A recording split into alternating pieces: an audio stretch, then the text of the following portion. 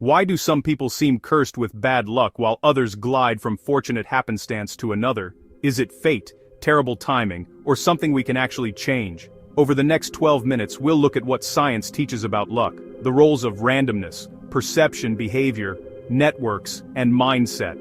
And then I'll give practical, evidence-informed strategies to increase your chances of positive outcomes. First, define our terms. Luck covers two broad ideas. One is pure randomness, events with outcomes we can't fully predict. The other is what people call good fortune, a mix of chance events and outcomes created by our behavior and context. When folks say someone is lucky, they often mean the person experiences many favorable results, but those results usually reflect a combination of random events and systematic differences in behavior, exposure, or preparation. Let's start with probability and randomness. The world contains many independent events, dice rolls, weather snaps, or a coin toss of timing. Randomness guarantees clusters. If you flip a coin 1,000 times, you will see unusual patterns, a run of heads, long gaps, even though each flip is independent. With billions of people and countless decisions every day, improbable clusters of misfortune will occur somewhere. So part of bad luck is statistical inevitability. Low probability events happen.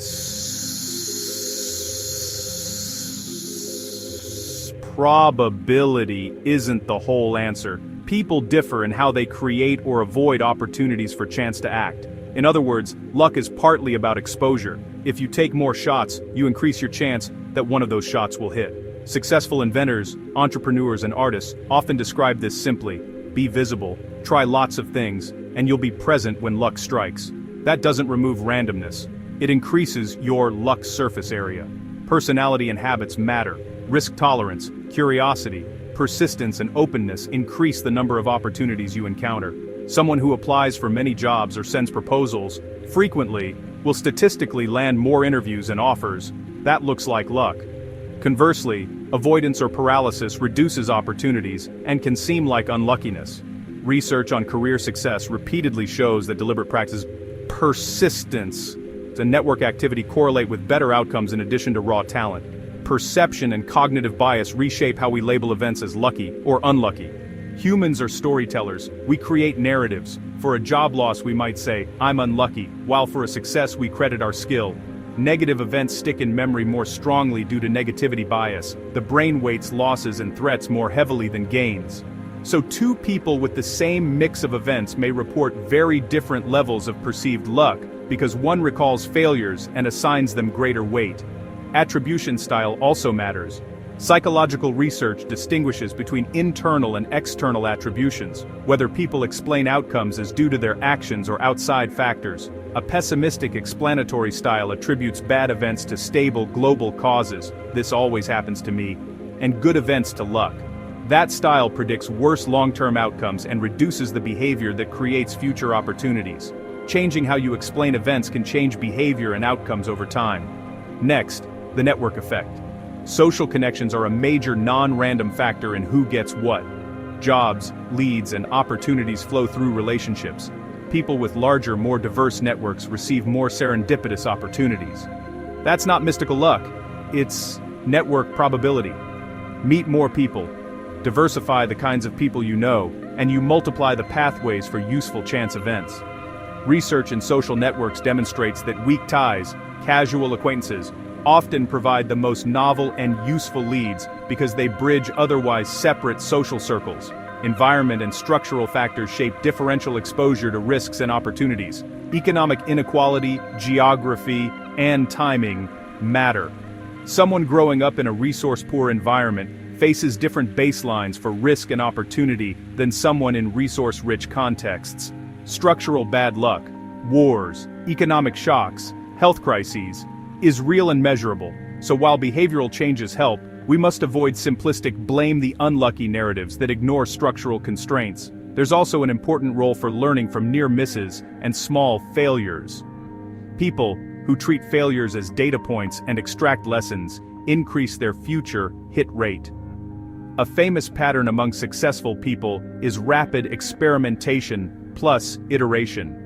Statistically, if you experiment widely and quickly, you will find approaches that work. It looks like luck to observers but is often the result of systematic trial and error. Let's talk about rituals, superstitions, and perceived control. Humans seek patterns in randomness and often develop rituals to feel control. Rituals can reduce anxiety and improve performance through increased confidence or focus, but they do not change the underlying randomness. The practical takeaway: rituals that improve focus and reduce stress are useful, but don't confuse them with causal levers that alter external risk probabilities. Now a few specific research-backed techniques to increase good luck. Practical actions you can start this week.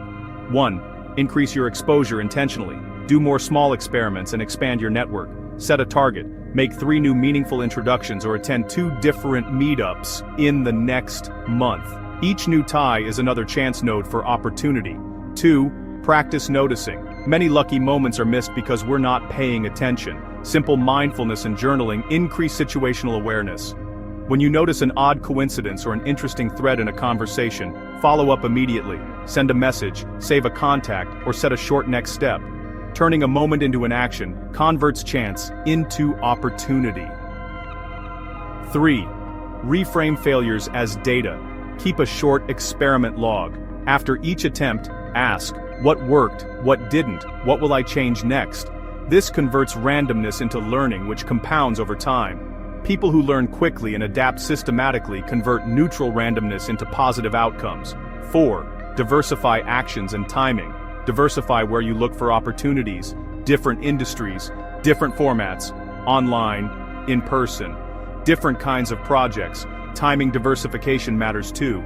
Try small actions at varied times of day or varied months. You increase the probability of landing in favorable conditions. 5. Cultivate a proactive attribution style.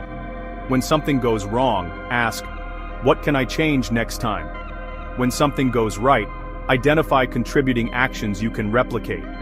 This attribution training encourages agency and sustained behavior that raises long-run odds. 6. Reduce avoidable risk through preparation. Luck favors the prepared. Ensure the basics, stable finances, basic health maintenance, and relationships you can rely on in crisis. Preparation doesn't remove randomness, but it cushions blows and lets you bounce back faster so lucky opportunities can be pursued. 7. Build serendipity infrastructure. Create routines that increase random useful collisions, a monthly coffee with someone outside your field, a reading habit across diverse topics, or a public project that invites collaborators. These are low-cost actions that multiply chance. A few cautionary notes. Don't overfit your life to chasing lucky breaks at the cost of stable work and relationships. Chasing novelty without depth leaves you exposed. Also avoid magical thinking. No ritual, charm, or single hack will reliably produce long-term good fortune. Finally, structural advantage and luck sometimes overlap. Policies and social fixes matter for fairer chance distributions.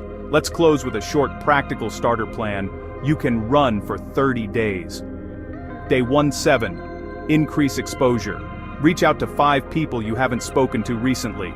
Join one new group or forum tied to a professional or personal interest. Note every contact in a simple list. Chakuri 8 Sintor, Sapur Dai 14. Experiment faster. Run 3 small experiments. Send 3 different kinds of outreach messages. Post 1 idea publicly. Apply to 2 opportunities. Record outcomes and lessons. Day 15 to 21. Practice noticing. Start a simple daily note. 1 unexpected thing you noticed and 1 small follow-up action you took. Day 22-28. Build serendipity. Arrange 2 coffee roulette meetings with people outside your immediate circle and share 1 idea publicly. Day 29-30. Reflect and iterate. Review your log. What led to unexpected openings? Which behaviors increased your luck surface area? Plan the next 30 days using lessons learned.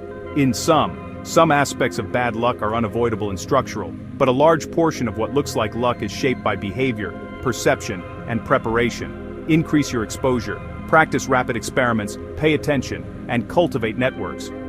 Those are practical scientific ways to tip chance in your favor. If you want, I can convert this into a printable 30-day checklist, produce the SRT file, or create a thumbnail and layered PSD next. Pick one and I'll build it immediately. Thank you for watching. Subscribe for more evidence-first insights into how human behavior meets the messy world of chance.